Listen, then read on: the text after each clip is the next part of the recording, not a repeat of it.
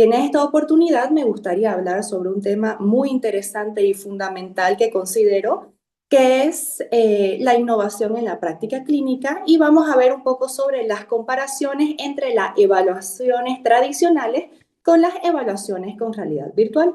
Hoy en día, como bien sabemos, la salud mental está evolucionando un montón y es nuestra responsabilidad como profesionales saber actualizarnos dentro de lo que es la tecnología para un mejor diagnóstico en los pacientes.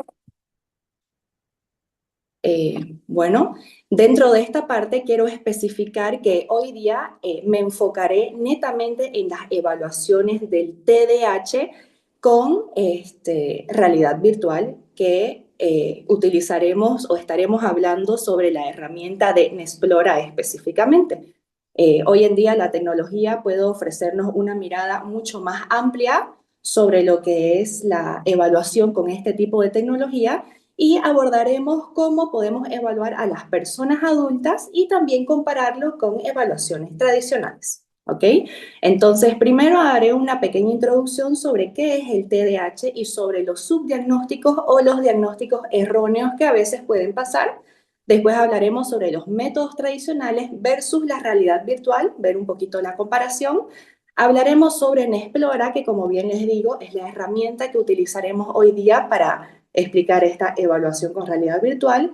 Hablaré un poquito también sobre los casos clínicos, pondré ejemplos, obviamente la evidencia científica, que no puede faltar, aplicaciones clínicas dentro del consultorio, para qué nos sirve a nosotros como psicólogos tener esta herramienta en nuestro consultorio y por último, aportar un poco sobre la importancia de la salud mental en hoy en día. Bueno, para empezar, haremos una pequeña introducción para explicar qué es el TDAH. Como bien podemos ver, el TDAH es el trastorno por déficit de atención e hiperactividad y es una condición del neurodesarrollo que si bien ha sido tradicionalmente asociada en la infancia, todavía persiste en aproximadamente 50 o 60% de los adultos. ¿Cómo podemos saber si un adulto tiene síntomas del TDAH? Estos síntomas predominan en lo que es la inatención, la desorganización, la impulsibilidad y una desregulación emocional que claramente es evidente. También, enfocándonos eso en la parte atencional, tenemos la otra parte que es la hiperactividad motora. Quizás en los adultos esto se nota un poco menos o es un poco más difícil de detectar porque lo asociamos con una inquietud interna.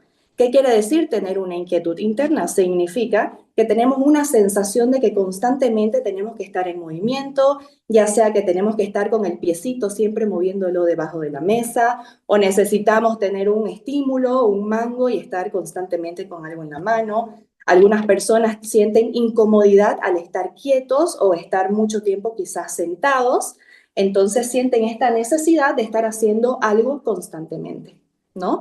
Por otro lado, habiendo dicho eso, tenemos los subdiagnósticos o los diagnósticos erróneos que pueden haber con una persona que tiene TDAH. En los adultos frecuentemente se confunde con otros trastornos psiquiátricos cuando no tenemos claro cuáles son los síntomas específicos del TDAH. Como aquí podemos ver, se confunde con trastorno de la ansiedad, como por ejemplo, la persona tiene muchas fugas de ideas, está fatigado, está inquieto, está desconcentrado. También se confunde con el trastorno del estado de ánimo como la depresión. ¿Por qué? Porque como la persona no puede lograr hacer lo que quiere hacer, entra en una desmotivación y por ende viene la baja autoestima, se sienten mal, sienten que no pueden lograr sus objetivos y entran en un episodio depresivo quizá. También como se puede confundir con los trastornos de la personalidad y como aquí bien vemos, trastorno límite de la personalidad, que es el TLP o borderline. ¿Por qué? Porque estas personas tienen una desregulación emocional y tienen un desborde de lo que es el estado de ánimo, ¿no? Entonces, muchas veces una persona con TDAH puede confundirse con un TLP. Y por último, también se puede confundir con los trastornos por consumo de sustancias. Creo que es muy importante recalcar este punto porque, como bien sabemos y bien lo dije anteriormente, el TDAH es una condición del neurodesarrollo ¿Qué quiere decir eso? Que tenemos bajos niveles de dopamina o una quizás desregulación en los niveles de dopamina. Por ende, ¿qué pasa cuando tenemos una desregulación en el nivel de dopamina? La dopamina, como bien sabemos, es un neurotransmisor que regula lo que es el placer, la motividad, el disfrute. Por ende, cuando tengo estos bajos niveles de dopamina o esta desregulación, inconscientemente voy a estar buscando estímulos externos para poder subir esos niveles de dopamina. ¿Y de qué manera subo esos niveles de dopamina?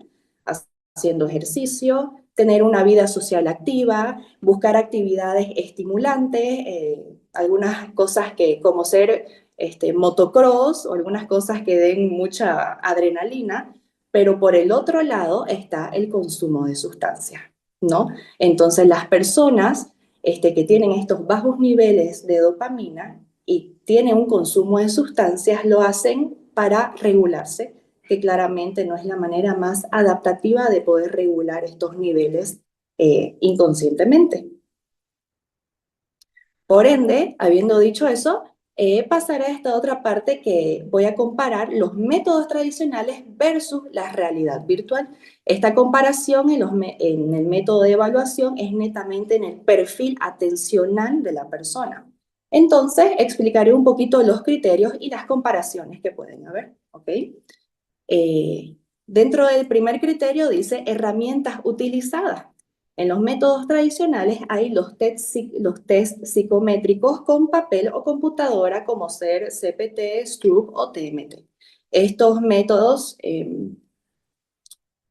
estos métodos psicométricos son muy buenos, sin embargo, no nos dan un escenario mucho más amplio o interactivo como nos da el método de realidad virtual. ¿Por qué? Porque como bien dice, estamos en un entorno 3D. Donde nosotros miremos, estamos en un entorno distinto. Y aquí dice como Nexplora Aula Virtual, es decir, depende de qué queremos evaluar, vamos a tener un escenario distinto. En este caso, vamos a hablar sobre el TDAH en adultos, por ende el escenario es un acuario, ¿no?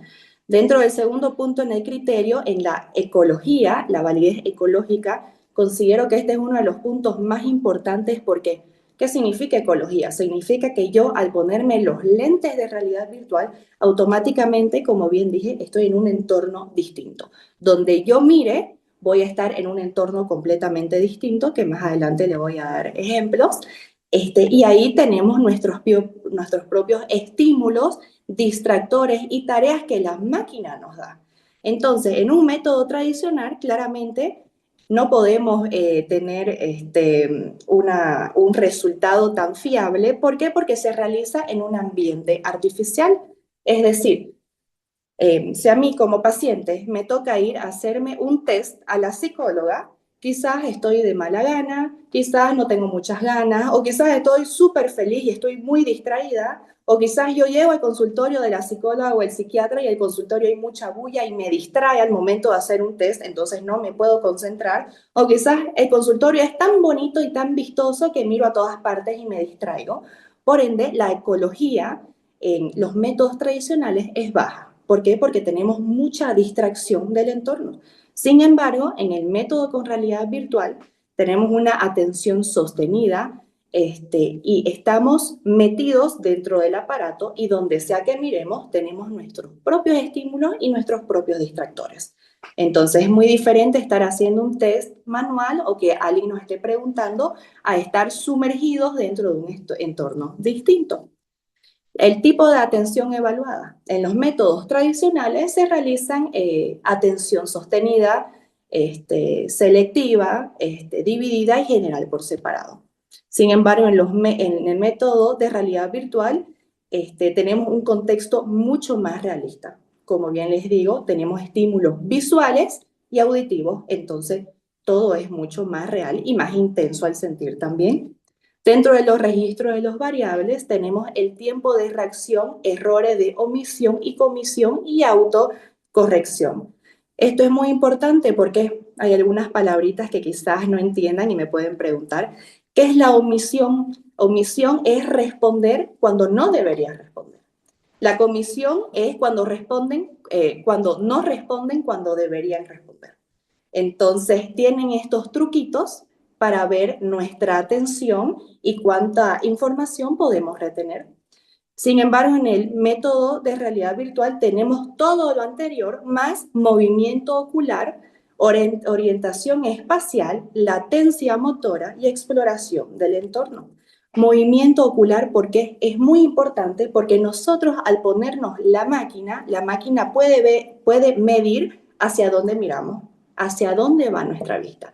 Y ese movimiento ocular puede decirnos si es que tenemos una hiperactividad motora o no, junto con la latencia motora también. ¿Qué es la latencia? Es el tiempo en que la persona responde. Cuando tiene la persona los lentes de realidad virtual y están con el mando respondiendo, la latencia motora es qué tan rápido respondo. Si respondo muy rápido, eso va de la mano con la impulsividad, es decir, no espero, no proceso la información y respondo lo primero que se me viene. Si tengo una latencia lenta, se puede asociar con la inatención, que estoy distraído, que no retengo información.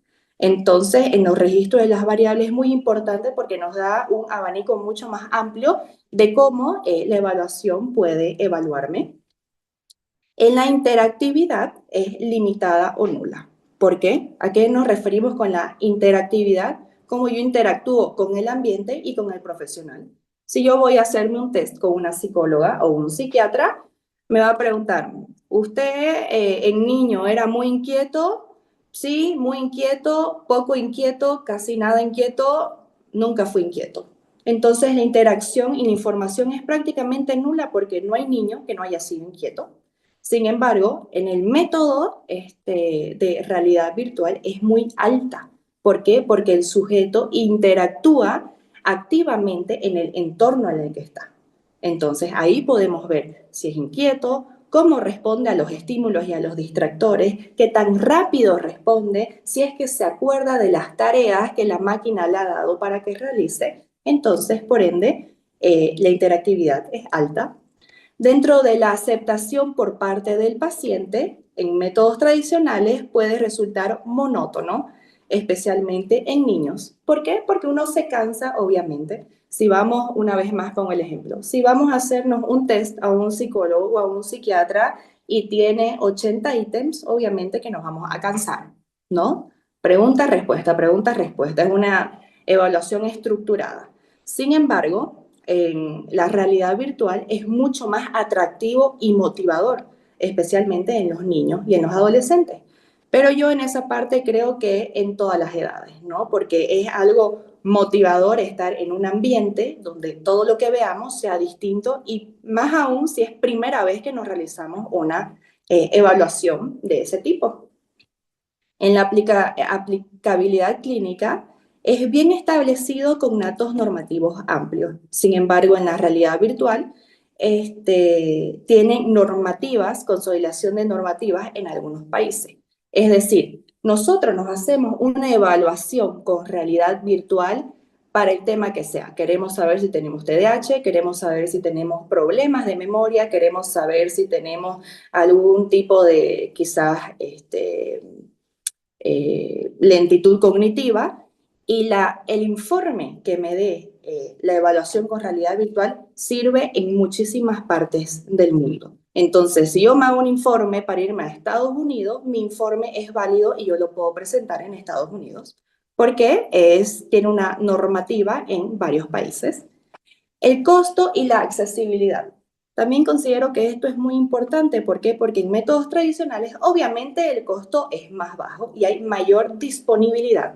Sin embargo, en el costo con realidad virtual es un costo mayor, porque lo hacemos, como bien dice, tiene la necesidad de un hardware en específico. Es decir, el lente con realidad virtual tiene su propio cerebrito que tiene toda la información y de esa información me saca un informe. Entonces, obviamente es mucho más estructurado y tiene un costo mayor. Sin embargo, vale totalmente la pena porque tenemos prácticamente muy pocos sesgos de error y casi podría decir que nulo.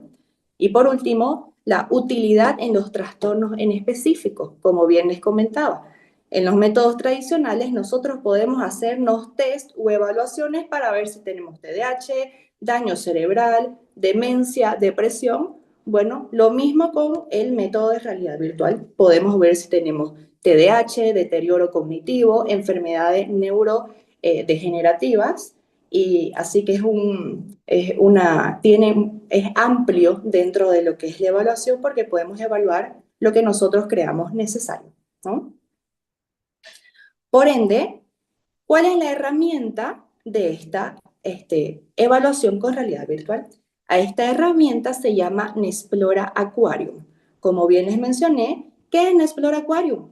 Es un test neuropsicológico de atención diseñada para adultos basado en una realidad virtual inmersiva. Es decir, estoy dentro del acuario, como bien vemos aquí en la imagen de abajo, y simula un entorno realista en el que la persona debe realizar tareas cognitivas mientras se enfrenta a distractores ambientales.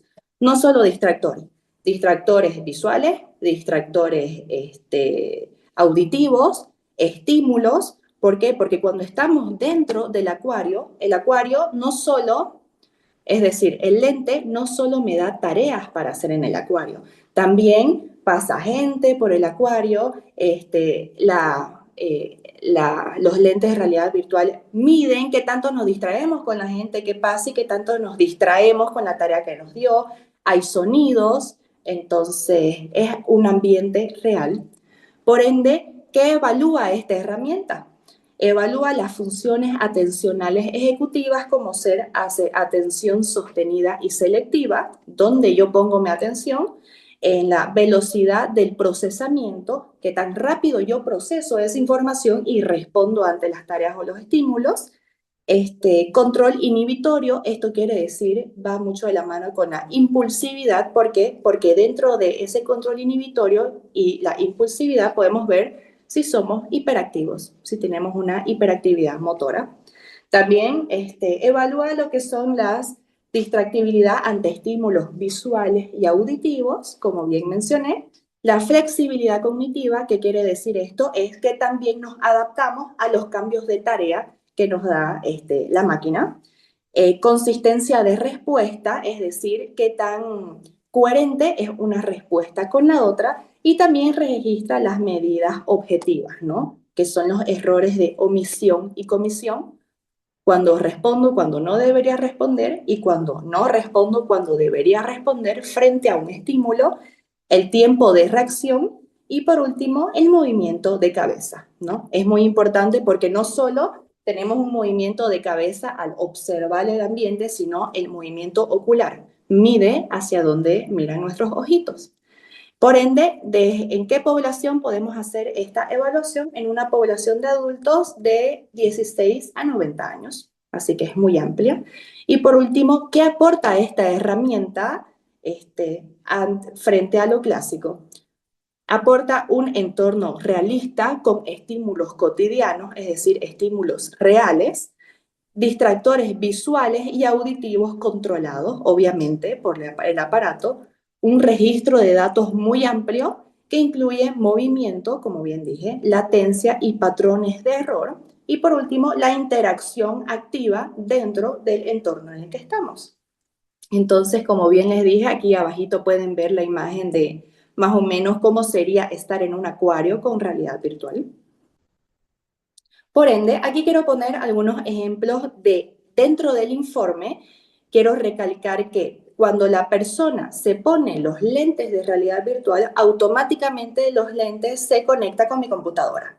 Por ende, yo como profesional, desde mi computadora, puedo estar viendo todo lo que hace la persona en el acuario. Puedo ver hacia dónde mira, con qué estímulo se distrae, cuántas veces hizo una respuesta correcta, cuántas veces se ha equivocado, cuántas veces ha saltado una respuesta, y por ende aquí podemos ver gráficos de una actividad motora relacionada con distractores. Aquí tenemos el ejemplo de una persona en la parte izquierda sin TDAH y en la parte derecha con TDAH. Quiero que observen cómo estos espacios que hay en este gráfico son cada estímulo, ya sea un estímulo auditivo o un estímulo visual. Una persona sin TDAH, su reacción ante ese estímulo es prácticamente nula, es decir, está concentrado en la tarea que le dio el lente de realidad virtual y no se distrae con cualquier cosa. Sin embargo, una persona de TDAH reacciona a cualquier estímulo, ya sea visual o auditivo. Hay una parte en la evaluación en el acuario con realidad virtual tienen que mirar al acuario y hacer las tareas, que es contar unos peces que pasan. Y hay un sonidito como una mosca o un mosquito quizá. Y hay muchas personas que miran para buscar el mosquito y automáticamente se desconcentran totalmente de la tarea que se les había dado. Por ende, de por sí, los estímulos, bueno, los gráficos me salen muy claros, ¿no? Que tiene TDAH. Aquí quiero presentar otro gráfico de las tareas en presencia y ausencia de distractores. Por un lado tenemos las personas sin TDAH y por otro lado tenemos una persona solo con TDA. ¿Por qué? Porque el TDAH no es único. Podemos tener trastornos por déficit de atención, trastornos por déficit de hiperactividad o podemos tener ambos, trastornos por déficit de atención e hiperactividad. Por ende, aquí tenemos una persona que no tiene TDAH. Aquí podemos ver las omisiones, lo que debía haber respondido y no respondió, las comisiones, lo que debería no haber respondido y respondió, es decir, captó ese pequeño truquito dentro de la tarea, el tiempo de respuesta y por último la actividad motora dentro de lo normal. Sin embargo, si nos basamos en este otro gráfico, vemos cómo respondió cuando no tenía que responder, cuando no respondió cuando tenía que responder y la actividad motora, si se dan cuenta, el gráfico viene declinado. Esto quiere decir que esta persona solo tiene un déficit atencional netamente en la atención, no tiene hiperactividad, en comparación de esta otra persona que sí tiene hiperactividad, perdón. Entonces considero que es muy claro, el informe es muy claro y muy preciso y no podríamos tener estos resultados tan exactos con una evaluación o un método tradicional, ¿no? Miren la actividad motora, cómo se dispara para arriba, está en la parte, en el tope, en la parte roja. Entonces, claramente esta persona tiene un déficit atencional y hiperactividad. Y aquí otro ejemplo, como bien les dije, en la actividad motora, quiero recalcar que este cuadradito verde es el acuario, donde ellos deberían estar viendo. Ahí es el acuario donde pasan peces y la máquina les da las tareas para hacer. La parte amarilla es todo el escenario frontal. Obviamente, si uno mira a la izquierda, a la derecha, va a ver otros acuarios, personas caminando, pero se supone que las personas deberían centrarse solamente en este cuadrado verde y no salir del rango amarillo. Una persona sin hiperactividad podemos ver la cabecita en la parte de abajo, el movimiento, porque eso más nos da cómo, o sea, a qué lado movió la cabeza y obviamente mide el movimiento ocular. Sin embargo, una persona con TDAH dio una vuelta 360 grados, ¿no? O sea, para arriba, para abajo, para los lados, no supo a dónde más mirar. Y aquí es muy claro que esta persona tiene una actividad motora, es decir, hiperactividad. Entonces, quiero que se fijen, es muy curioso, literalmente cómo mide el movimiento ocular y el movimiento de la cabeza. Y si vemos la cabecita de abajo, sale todo amarillo, literalmente dio una vuelta casi completa, así que claramente esta persona tiene hiperactividad. Por ende, quiero poner un caso clínico para dar un pequeño ejemplo. Dentro de mi consultorio me visitó una pacientita que tiene 18 años. Esta pacientita nunca ha tenido un diagnóstico previo, sin embargo, ella dice que siempre en el colegio era buena alumna, pero le costaba mucho empezar a hacer tareas. Si es que empezaba a hacer algo, nunca terminaba las cosas que empezaba. Por ende, se volvió dependiente de hacer listitas, de estar anotando, tengo que hacer tal cosa primero, después tengo que hacer esta otra cosa, porque si no, nunca comenzaba a hacer lo que tenía que hacer, o por último, si las comenzaba, no las terminaba. Por ende, terminó el colegio y ahora está enfrentando su primer semestre de medicina. ¿Por qué es tan complejo este caso? Porque de estar en el colegio a pasar a una carrera como medicina que es tan demandante en el estudio, en la memorización, obviamente ella está perdida, no puede leer un libro, no puede empezar a leer ni siquiera una hoja, se siente totalmente desmotivada, por ende tiene un bloqueo mental, como no puede sentarse a leer absolutamente nada y no puede empezar a hacer sus tareas y sus exámenes, tiene una incapacidad para estudiar y memorizar las cosas. Por ende, está atrasando las tareas y esto le crea altísima frustración y ansiedad, y por ende está gestionando ya síntomas depresivos. ¿Por qué esto viene de la mano? ¿Por qué? Porque si yo tengo déficit de atención solo enfocado en lo atencional, no puedo prestar atención en nada, no puedo empezar a hacer mis cosas y si las empiezo, las dejo a medias, por ende, todo me sale mal, me saco malas notas, evito entrar a mis clases porque por último no entiendo nada y para qué voy a entrar. Esa evitación, se crea un miedo, como evito entrar a mi clase, tengo miedo que el profesor me aplace, entonces se convierte en una ansiedad y una depresión de nada me sale bien, soy pésima, estoy frustrada, tengo baja autoestima, soy la peor alumna. Por ende, ¿qué realicé después de hacer una evaluación clínica previa? Le dije, bueno, está bien, veamos si tenés TDAH, capaz tenés un déficit de atención o quizás hiperactividad también y veamos qué pasa. ¿Por qué? Porque si una paciente viene a mi consultorio y me dice, no puedo empezar a estudiar, no termino lo que hago nunca, tengo todas mis tareas y mis exámenes atrasados y postergados, esto me causa hartísima ansiedad y frustración, quiere decir que el problema no es la ansiedad ni la depresión que tiene, eso es la consecuencia del TDAH. Si yo a ella la trato, esta chica tiene ansiedad porque no hizo la tarea, nunca voy a estar trabajando el problema de fondo, que es el TDAH. Por ende, en este caso, como ella ya tiene 18 años y la evaluación se hace a partir de los 16 años en adelante, se aplicó un Explora Aquarium, una evaluación del TDAH en el acuario. Y claramente el resultado salió que sí tiene un déficit significativo solo en la atención, no tiene hiperactividad. Y salió obviamente el diagnóstico confirmado. Por ende, ¿en qué nos ayuda esta evaluación? En que ya salgo con un diagnóstico. ¿Para qué yo me hago esta evaluación? Para ver si tengo un diagnóstico o no tengo un diagnóstico y a partir de eso empezar a hacer un tratamiento con el que sea mi diagnóstico. Por ende, ¿cuáles son nuestras conclusiones clínicas con esta niña en particular? Es que ella tiene una sintomatología ansioso-depresivo porque esta ansiedad de que tengo que estudiar y no puedo, y tengo que memorizar, y tengo que leer un libro así de grueso y no puedo empezar en la primera página, por ende, no salgo, me encierro, lloro, tengo baja autoestima y por último, prefiero no estar viva y porque la vida es muy difícil y mis padres van a estar mejor sin mí, esto se vuelve ya una sintomatología ansioso-depresivo. Por ende, esta es la consecuencia del TDA en ella.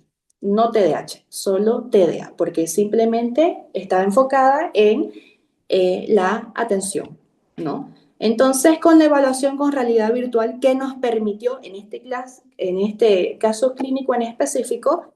Distinguir una causa y una consecuencia, evitar un enfoque exclusivo en lo emocional, es decir, no equivocarnos en el diagnóstico y por ende diseñar una intervención específica y adecuada para este paciente. Cada persona es distinta, obviamente, y tenemos que tratarlo tenemos que tratar lo que esa persona tenga de manera individual, no generalizarlo. No decir, esa tiene un trastorno ansioso depresivo, tome su pastilla para que no esté ansiosa. Ese no es el problema. El problema es la inatención que está teniendo. Entonces, tratar el problema de fondo. Así que aquí les hice una pequeña estructura que, ¿cómo podemos guiarnos para ver este caso?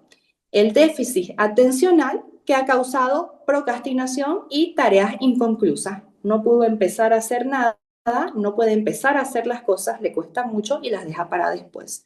Por ende, tiene una exigencia académica altísima, donde quiere sacar buenas notas, pero se ve trabada en lo que no puedo ni siquiera empezar a leer una hoja, y esto le crea un bloqueo mental. Está tan estresada que no puede leer, no puede comenzar a hacer nada, y esto me crea una frustración, baja autoestima, ansiedad intensísima y por último, evitación de tareas y una sintomatología depresiva. Una vez esta niña me empieza a decir, no salgo de mi cuarto, lloro todo el día, no como, he pensado mejor que quizás si me muero mis padres estarían mejor sin mí porque no estoy logrando hacer lo que ellos quieren que yo sea. Ahí yo digo, ah, no. O sea, aquí se está volviendo algo grave y hay que atacarlo desde la raíz. Por ende, habiendo dicho eso, obviamente, aquí pongo alguna evidencia científica que considero muy importante. Nombré algunos, bueno, cité algunas cositas que considero bueno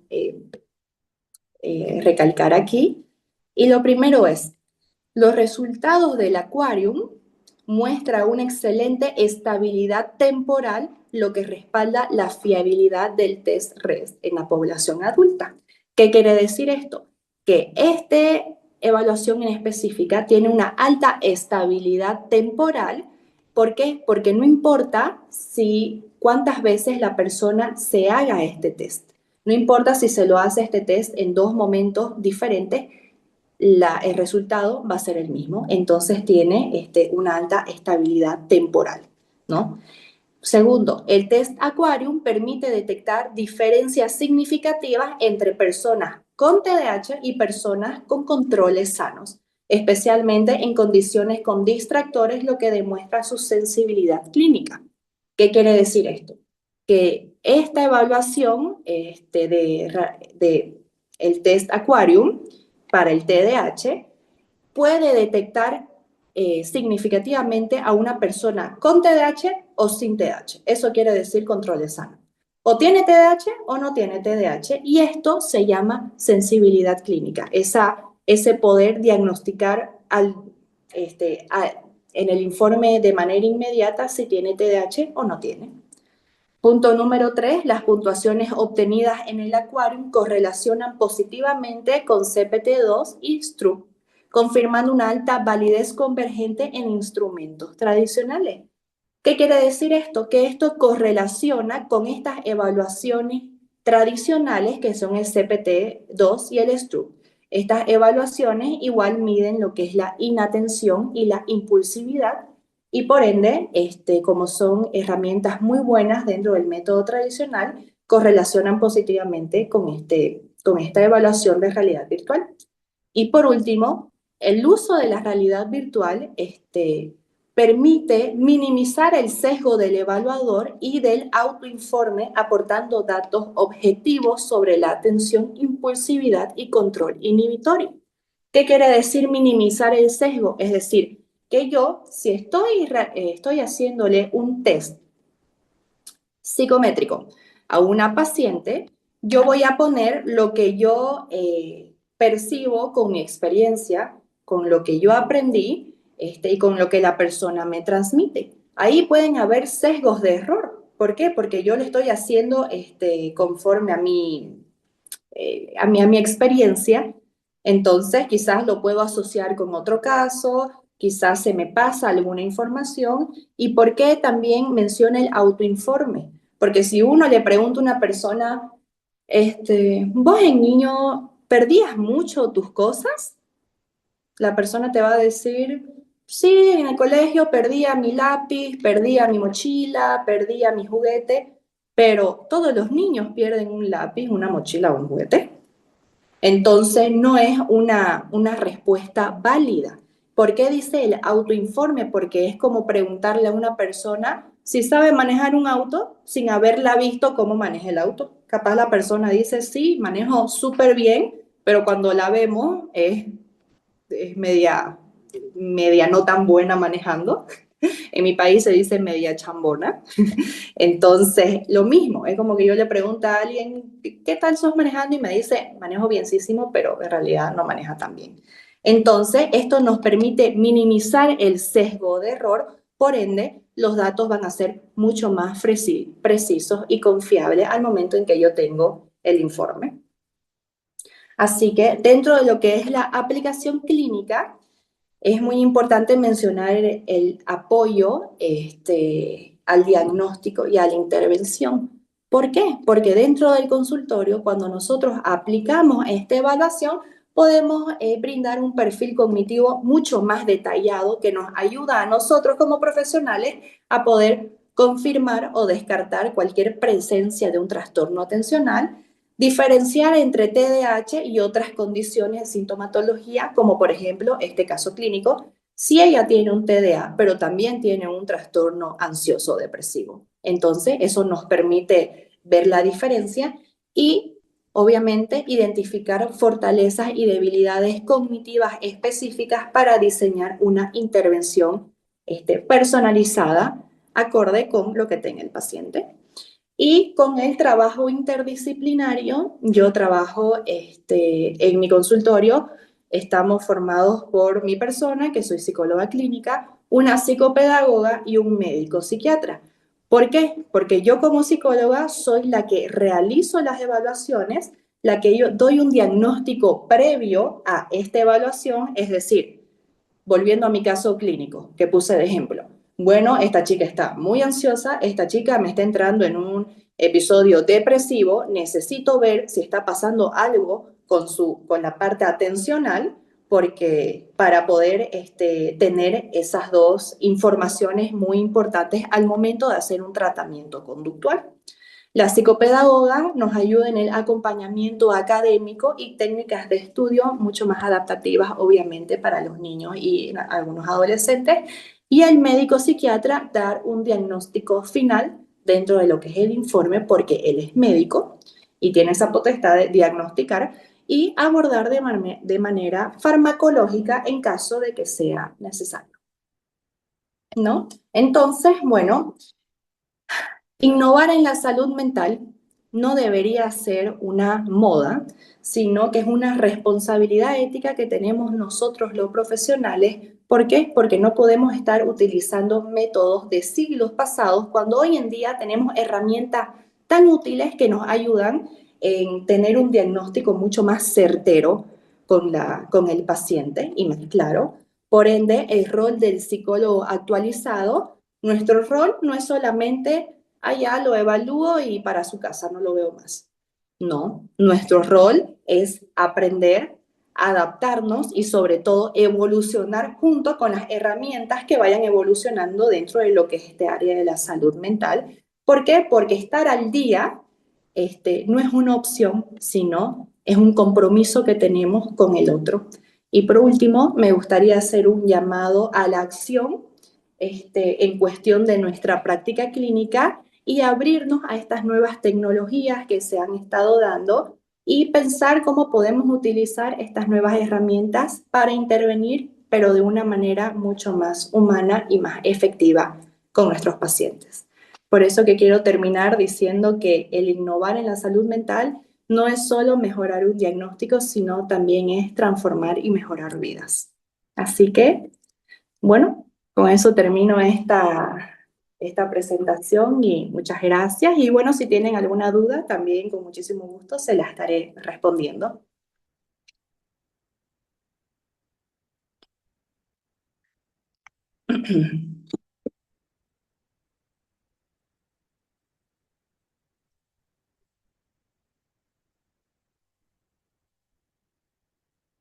A ver, allá.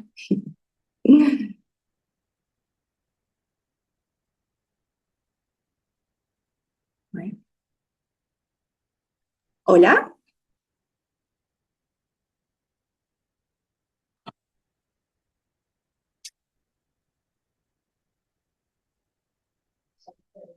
Sí, hay un estudiante que está levantando la mano, quiere participar. A ver. Adelante, Gerson.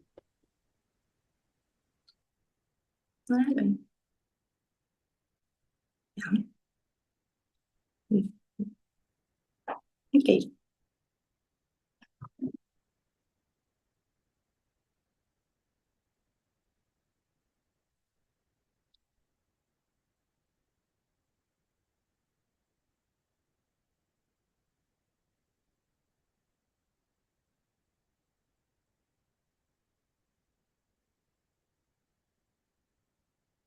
¿Te escuchó bien todo lo que expuse?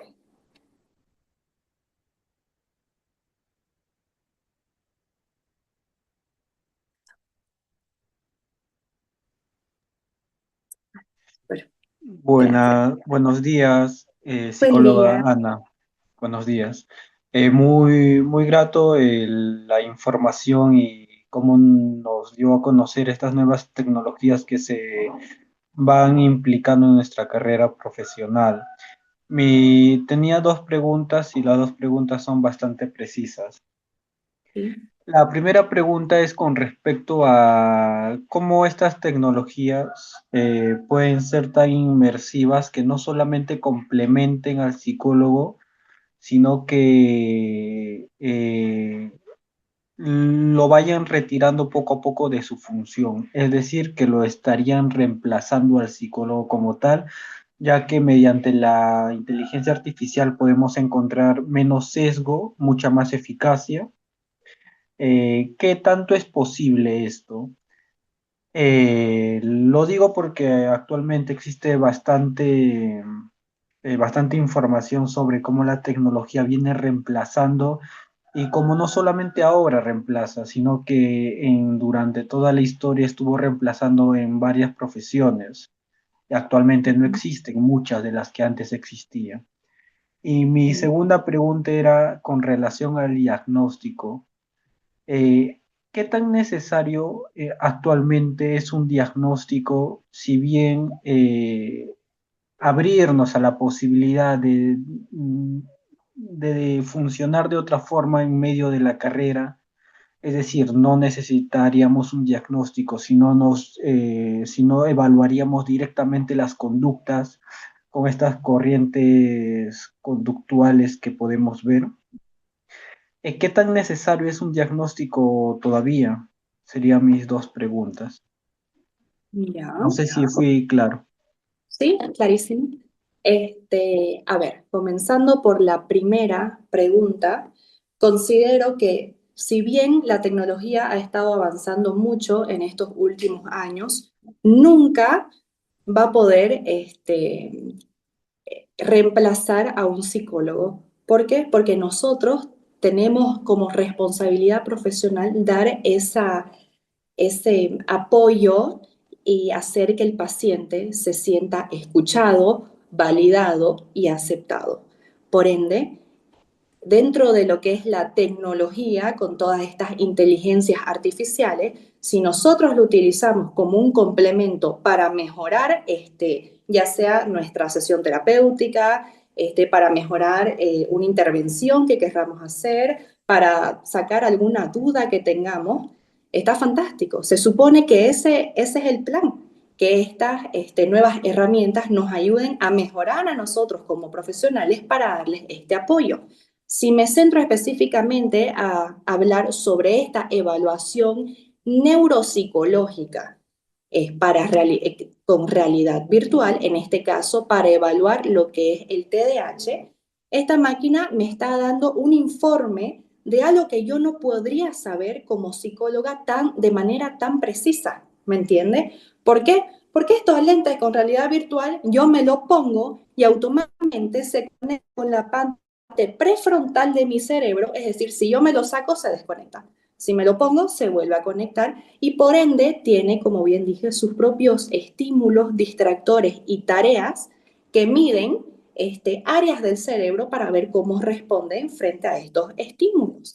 Entonces, yo como psicóloga, para mí es una herramienta, es un complemento, pero no considero que me podría sustituir porque yo soy la que me voy a encargar de darle ese tratamiento terapéutico o ese apoyo incondicional a la persona en lo que sea que necesite, obviamente. Y dentro de su otra preguntita, ¿Me la podrías repetir, por favor? Sí, claro. Estoy dando muchos Era con datos. No se preocupe.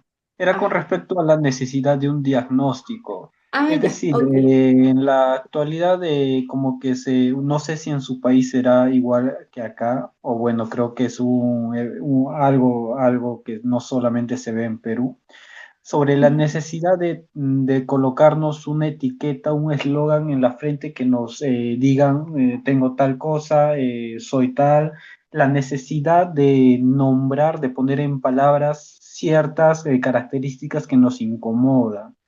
Es Claro. decir, que si es necesario para el psicólogo, bueno, sí es necesario Ujú. porque hay ciertos criterios, pero quería decir si se podría reemplazar o mejorar con esa nueva corriente conductual, ¿ok? En donde más ve la función de la conducta que un diagnóstico propiamente utilizando el DCM o el CIE, ¿verdad? Claro.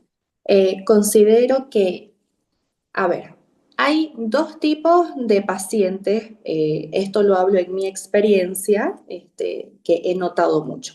Los pacientes que sí tienen un diagnóstico y vienen a terapia para tratar ese diagnóstico, ese trastorno o esa condición que está interfiriendo en su vida, es decir, le están pasando mal por ese trastorno, por eso buscan ayuda, y está el paciente que simplemente busca ser escuchado, validado y busca un espacio con alguien que no conoce, es decir, una terapeuta, pero que claramente ha estudiado el tema, ¿no? Entonces, si en mi consultorio viene un paciente que simplemente noto que su angustia o si su situación actual es real, tiene un problema real y necesita mi apoyo y mi aceptación incondicional, le voy a dar este espacio para que así sea, porque es lo que esa persona necesita en ese momento.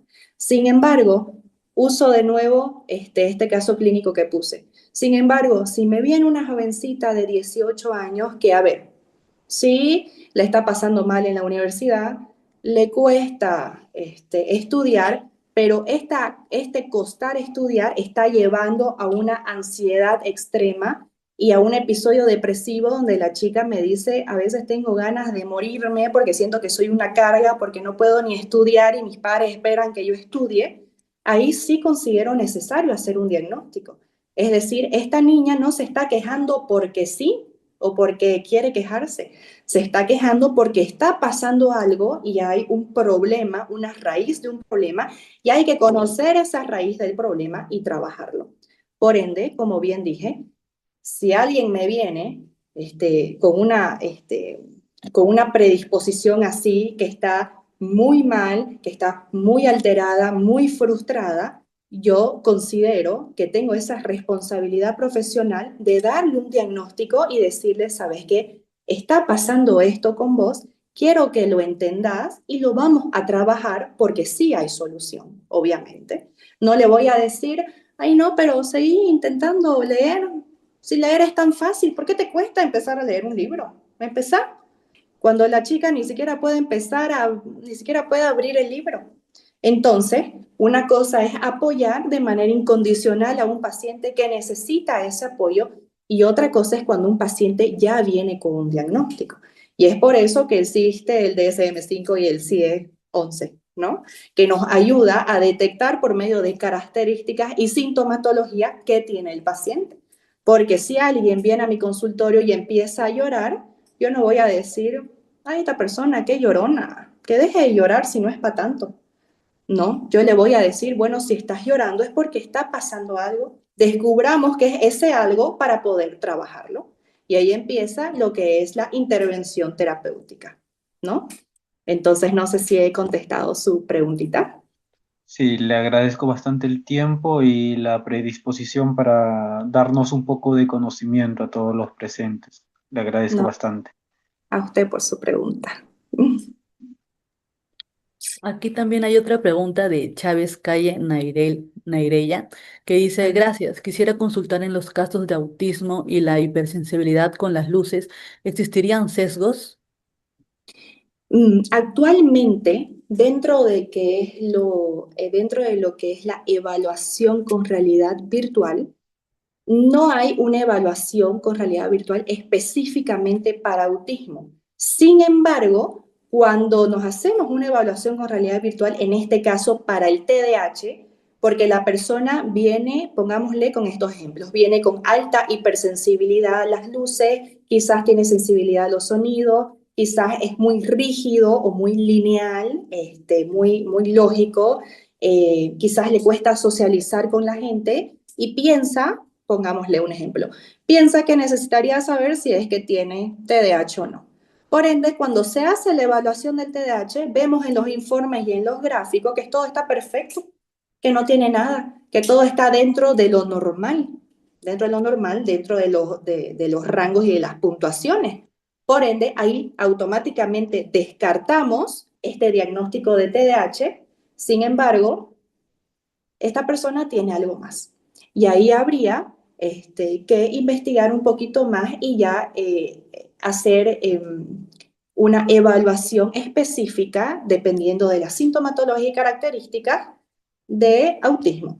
Porque si a mí una persona que tiene un autismo funcional, pero veo que sí es sensible a los sonidos, que sí es sensible a las luces, que sí es sensible a, algunas sensaciones, quizá, que sí es una persona muy rígida, muy lineal, pero yo, o sea, para mí está sano, digamos, ¿no? Pero si tiene esas características en su conducta y en la manera en cómo se relaciona con el mundo, claramente hay algo más y está pasando algo más.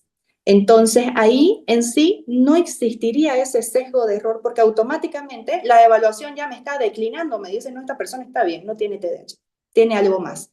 Por ende, ¿cómo lo complemento ese algo más? Con la entrevista clínica, ¿no? El cara a cara, el sentarme con la persona, hablar con ella y tratar de investigar qué es lo que está pasando, qué le molesta, qué le incomoda, cómo percibe el mundo y si me doy cuenta si tiene estas cositas para notar como hipersensibilidad, digamos.